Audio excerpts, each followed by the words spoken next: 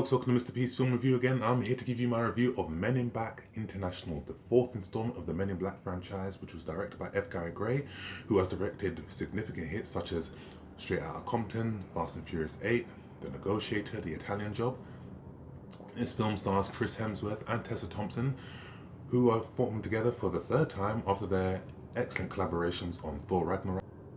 Men in Black International tells the story of M and H, two MIB agents played by Chris Hemsworth and Tessa Thompson, given the task of looking for a mole within the MIB organization and at the same time looking for an atom, an artifact that can possibly destroy every life on Earth. I love the very first Men in Black film.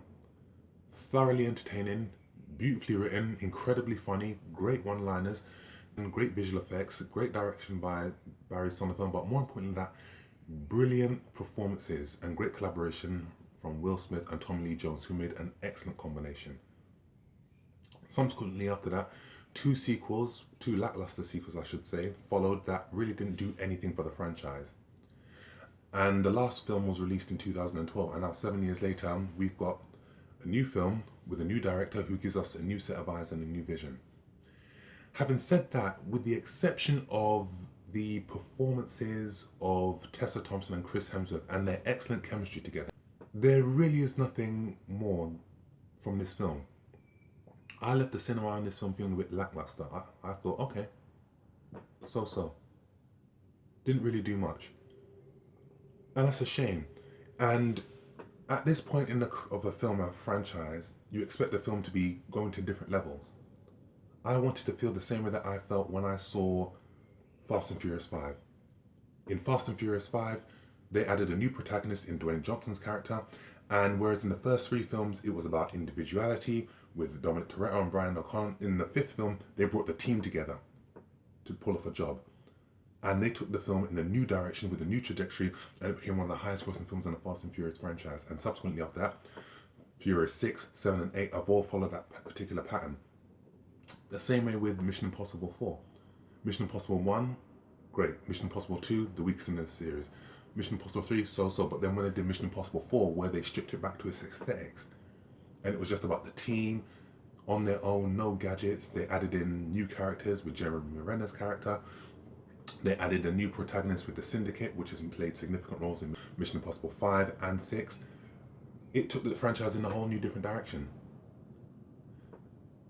And Men in Black International didn't do that. It was just, okay, better than part 2, which was no mean feat, but it just didn't really add anything to it. Again, Chris Hemsworth and Tessa Thompson, these are the redeeming factors of this film. If they weren't in it, I would have just, thought that this film was incredibly boring. They have got excellent chemistry together and they've got great comedic timing, which is a very, very difficult thing to know. But this film is very, very predictable in places. The plot is absolutely forgettable. And you can see the ending coming from a mile away in terms of who the mole is and what their intentions were. And you find it to be a bit disappointing. And, F. Gary Gray is an incredible director. And I'm pleased that a black director was hired to direct a film of this magnitude. Because this man has proven himself to be a very capable director. And I'm glad that he stepped into the shoes to direct Men in Black International. But as a film, it doesn't really do anything for his career. And it didn't really do anything for the franchise. The one-liners in this film don't come across as well as they should have been, again, especially since the way that the first film was written. And there are some good action sequences, but other than that, like I've said before, action sequences don't make a good film. A good plot, coupled with great performances, make a good film. And unfortunately, Men in Black International did not have these elements. But on the whole, didn't really do anything for me. So I will give Men in Black International a very strong 5 out of 10. And that is based upon the performances of Chris Hemsworth and Tessa Thompson alone, nothing else. And again, like I said with X-Men Dark Phoenix, this isn't a bad film, but it's not a great film either. So, there's my review. Subscribe to this channel. Leave your comment with what is your favourite Men in Black film, or what is your favourite science fiction comedy. Follow Joe Cobra. Follow this channel also. Like this video, please, because I know that likes is what helps drive the channel, and I shall see you on my next film review.